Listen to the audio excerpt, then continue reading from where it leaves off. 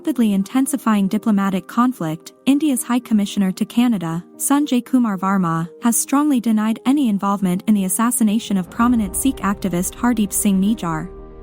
Speaking in a recent interview with Canada's CTV News, Verma rejected allegations of Indian government complicity in the 2023 killing of Nijjar, labeling the accusations as politically motivated and baseless. Nothing at all, no evidence presented, Verma emphasized, pushing back against claims that have plunged India-Canada relations into crisis. This denial comes on the heels of explosive developments in Canada. Earlier this week, Canadian police revealed that they had uncovered evidence linking Indian government agents to serious criminal activities in Canada, including possible involvement in Nijjar's murder. The Sikh leader was shot outside the temple where he served as president in British Columbia, a western Canadian province.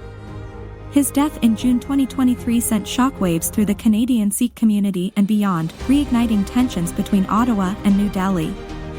Prime Minister Justin Trudeau's government responded swiftly, expelling 6 Indian diplomats and consular officials from Canada, including Verma, after identifying them as persons of interest in the case. Trudeau's administration is now facing mounting pressure from the Canadian public, particularly the country's large Sikh diaspora, which numbers around 770,000 and has long accused the Indian government of targeting its members. For decades, Sikh separatist groups like the Khalistan movement have advocated for an independent Sikh state in India's Punjab region, a movement that India perceives as a significant threat to its national security. The accusations of foreign interference have further strained relations between the two nations, which were already tenuous. In September of last year, the Canadian government publicly announced its investigation into the possibility of Indian agents being involved in Nijjar's murder. New Delhi, however, has firmly denied the charges, dismissing them as preposterous imputations and challenging Ottawa to present credible evidence. Verma's defense during the CTV interview reinforced India's stance.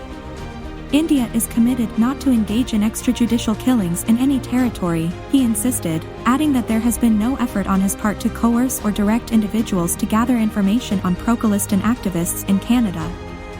He did acknowledge, however, that India has a vested interest in monitoring these groups, stating, "Do we want to know what pro-Khalistani elements in Canada are doing? Yes, we do. That's my national interest." Meanwhile, tensions have spilled over beyond Canada's borders. In the United States, Sikh separatist advocates have also reported threats, culminating in last week's indictment of an Indian official by the US Department of Justice. The official, Vikash Yadav, faces charges of conspiracy in a failed assassination attempt on Gurpatwant Singh Pannun, a prominent US-based Sikh leader and vocal proponent of the Khalistan movement. The FBI emphasized its commitment to protecting the First Amendment rights of U.S. citizens, describing Yadav's alleged plot as a severe breach of those liberties. As diplomatic relations between Canada, India, and the U.S. hang in the balance, the Sikh community continues to demand accountability and justice, while India maintains its rejection of all allegations. With both countries standing firm in their positions, this issue may shape global diplomatic dynamics for months to come.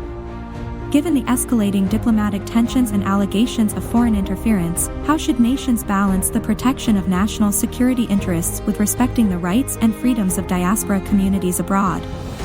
Express your thoughts in comments section.